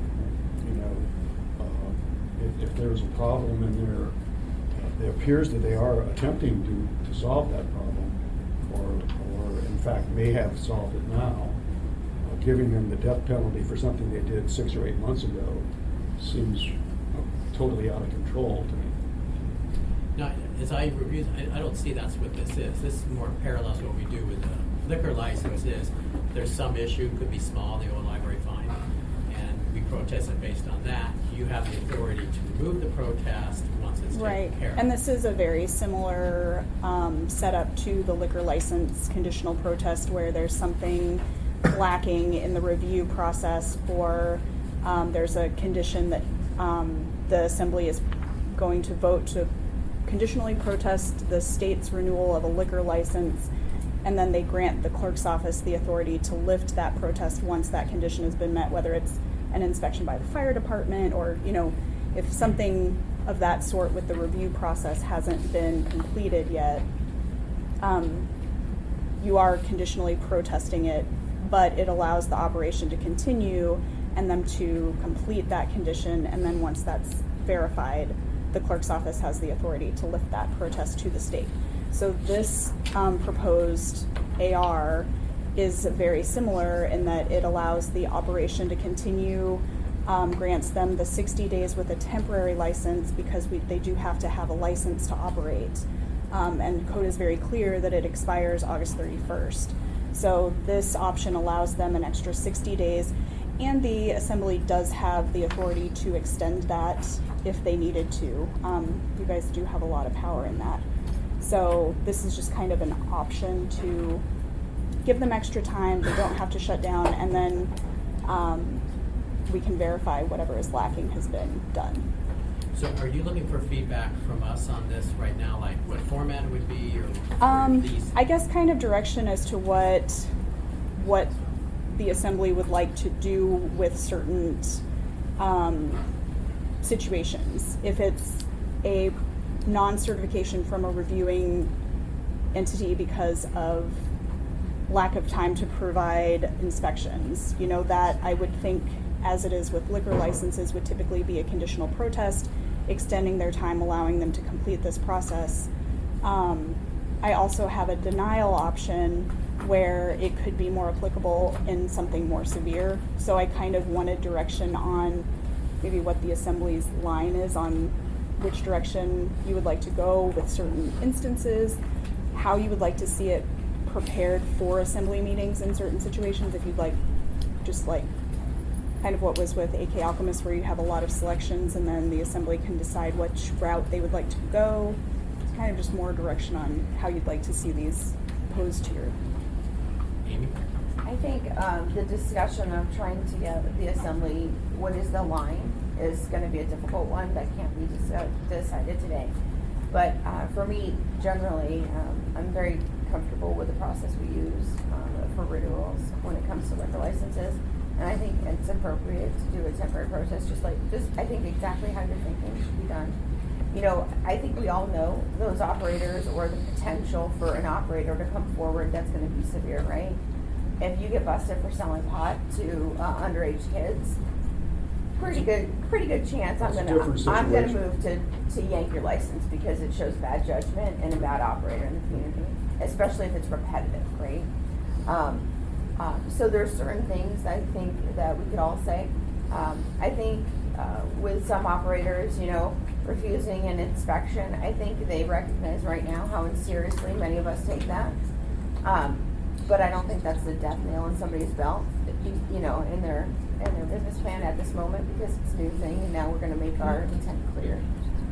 So I would say, personally for me, I'd say go forward with a conditional protest, and then you meet these things and you get checked off, and the clerk's office can look at it. But you know, if we have an issue with somebody and it comes up to the floor, I mean, as the body, when we're deliberating, we can just flat out say these issues are egregious, and we're not even going for the protest. We're going to go for denial, and I think we can make that change right there on the floor. So I'm not so worried about it. I would just say press on the way you're doing it. Okay, so probably pose them as a conditional protest, and then the assembly has the authority to change that if they like to, but. Yeah, and we can change Okay. it right there on the fly. Okay. But that's my thought. And so going with that, we're in protest with an extension. Right. Whatever lane. Right. If that came forward, say at our next, is one of these going to be at our meeting on Tuesday? So we'll have one on Tuesday, and if we thought, but there's some serious stuff going, we want to get more serious, we could do that, and then at the next meeting, move forward with something more serious. Right. And then one other question for Becky. So if there were an issue, they were called out, code enforcement came out and settled it with some requirement for some action and a fine, is that done and we don't step in, or can we say that wasn't enough, we want to do more? I think that the code provides the suspension, limitation, revocation provision, I think is your you can do more option. Because if you say, so say there's 10 things that are resolved via fines in the course of any given year, each of them individually are considered resolved because the code enforcement, maybe the administrative hearing officer got involved, they figured out the fine, they paid the fine. But you have the option at any time to take action under that suspension, revocation, limitation provision to say, look, the nature of this one offense was so egregious that we really have to take additional action over and above what code enforcement can do, or you have a repeated pattern of offenses that just merits that we take additional action as an assembly. So that is your option. To that point, Chris. Right, so I think that Becky's right on point there, and what I would like to see coming forward is, because there's such a limited number of violations, that anytime there's a violation that we get a report to this committee, not 6 months later, and not that we get involved in it, code enforcement gets to do their job in the process, but that we are well versed on what's going on, because there is some merit to the argument that this was in February, and why are we just hearing about it now? And that's not your fault, that's a procedural problem on our end, and so I would like to hear when there are violations that they get reported to this committee in as close to real time as is just in due process. We could do that. I think just recently we agreed we get quarterly reports. And looking at my records, I had a report that was dated April 30th. I don't know if that's when we got it or was the date on it. That did include the February violation. It included all the previous, so now you'll get a quarterly. We included everything we had up until that point, just to let you know which violations we had, and it included the violations that were strictly addressed by municipal staff, and there were also items on there that were specifically addressed by AMCO staff. So getting to Chris's point, would we, so quarterly, we kind of asked for quarterly before, would it be hard to give us monthly or daily reports? We can do monthly. But also, could we have you come at some point quarterly or whatever, to walk us through what your what's going on here, so that we get a sense. Because, yeah, I would like to know more. Do you want to switch to the monthly report? So having someone from code enforcement come to this meeting once a month to give us, if there's violations that month, to give us an update, is that what we're talking about? Potentially, I'd say on invitation maybe, so we don't take up their time. If there's nothing. If there's serious. nothing to report, then they don't. Right, if you email us a monthly report, we see something on it and want to call it out. Would that work for you? Well, I think, here's the problem. The item on the agenda. We can do that. But here's the problem with that approach, is that if in fact this was sent to us in April, none of us caught it, right? None of us caught it, and to me, the documentation that's been provided, and I asked for the video, I wanna see the video, you can get that in 10 lines on a page, of 100 other words in 400 pages of documentation. And so I think having an in-person report to just kind of give us a brief, this is what's going on, these are the nature of the problems we're seeing. Really, it's not a problem to us, or we got a real problem here. I think that's wise, and I think, I don't know, probably from a due process perspective, in that case, you let the folks know that we're gonna be talking about this issue, so they have a chance to be here as well. Not that we're having a hearing on it either, just that we are receiving a report. I think that would be valuable. Yeah, I think that's all reasonable, and I hope we do get that. I do want to sort of caution people to not discount a violation because it occurred 6 months or a year ago. That's the nature of American due process and American criminal justice, or even civil justice. And again, I analogize it to the military justice. This actually looks like a lot. Unfortunately, we have like a quick discipline, but then the actual court-martial, a year, and that's just how it is if we want to do due process. So. Thank you, Mr. Chairman. And it was these two potential ARs that were passed out today. In the first line, it's written in black that the municipal assembly denying the renewal. So that kind of caught me off guard. Oh, I have to tell you. Yeah. And so, as far as the typical protest, the way they do the liquor licenses, that makes sense. Now that you mention that, but when I first read the first line written in black, not red, that sort of surprised me. Yeah, because there's two versions. One was. Yeah, we have the denial and the protest that I put forth to Just kind for of the have future, though, review. would you create a fake company and not Yes. use an actual Yes. licensee name and Yes. number, because that That is scary, and I document could slip apologize. out That's and, scary. I apologize. It's nobody in the room, but No. it's when they see this document, Yeah. they're gonna be like, oh my god. Yeah, yeah. Ira, Yeah. got anything to add? So thank you. It's been a very good conversation. I've picked up quite a bit. I would like to second Mr. Constant's concern about being able to move these things in front of us a little quicker. While I don't want to see us discount something just because it's not been in front of us for 6 months, but be aware that the impact on the community for something that hasn't been dealt with for 6 months, it doesn't put us in a good light. So, justice delayed, justice denied. I just assumed we got something from code enforcement as quickly as we could. Thank you. All right, thanks, Ira. Pete, did you have? I think I'm done. Dean, did you have? No. Okay. Jack?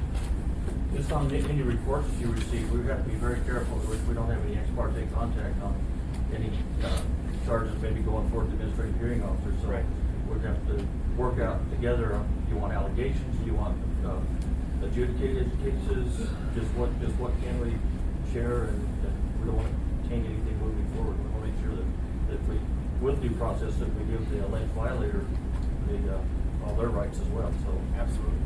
At the same time, get the information. So Yes. Thank you. So I don't quite understand that. So the report might not have some things on it because if for instance, we charge Ryan, who's a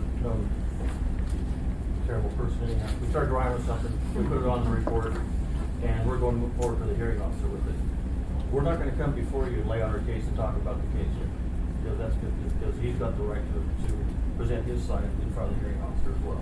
But you could But we report could say that it's been alleged. Okay. Here's what we believe I happened. think I specifically said this would not be a hearing, that this would just be a report. That way we get the information that's publicly available. And that, yeah, I agree, and we have to be very careful of that. And I think that's a reason number two why I personally am not interested at that point in the process from listening to the applicant, because I think you get into this back and forth thing. I mean, if a violation has been issued, the violation's been issued, this is what we find, or we think we found. You know, and it's part of the process, but when you enter politicians into this mix, everybody wants to solve it right now. And the fact of the matter is, because of due process, sometimes you just gotta sit back, listen, and keep your mouth shut. I mean, I don't know any other better way to say it, because we don't wanna inject ourselves until it's the appropriate time. Thank you. I want to bring up too, there's also going to be, the report that you're going to get from us is going to show just complaints or an open complaint. And there could very well be a situation where we had an open complaint, we got to say, I don't know, we'll keep it, use odor, it seems to be the flavor today, but we addressed it, we did a notice of violation to the operator, the licensee, and they corrected it, and that was the last we ever heard of it. But it's still going to show up on your report as we did receive that complaint, we did the notice of violation, and then the case was resolved, so it's never going to see the light of the hearing officer or your actions. Well, but that's the whole point of having the reports. Then you can give color to it. It's done. It wasn't a big deal. We find this one is actually pretty egregious. Whatever it is, we will be able to hear that and get a sense of where we're going. Sure, I just wanted to make sure you know when you get that report, it doesn't, just what that number is going to include. It could be one as a one-time notice of violation and never heard of again. So Willie, we recently got one, it had a spreadsheet and it had the date and I think it was location, fine. events, so on, and that seemed useful. Was anything missing from that? No. So it's all on there? I think we've covered it already. Right, We're good. because that seems sufficient to me, we all got that. Okay, I guess anything else, do you have the guidance you need? Yeah, thank you. Anything else on this? Okay, so we are at 10:59. What do you want to do? We need to go. Yes, we need to go. Okay, all right, thank you. Move to adjourn.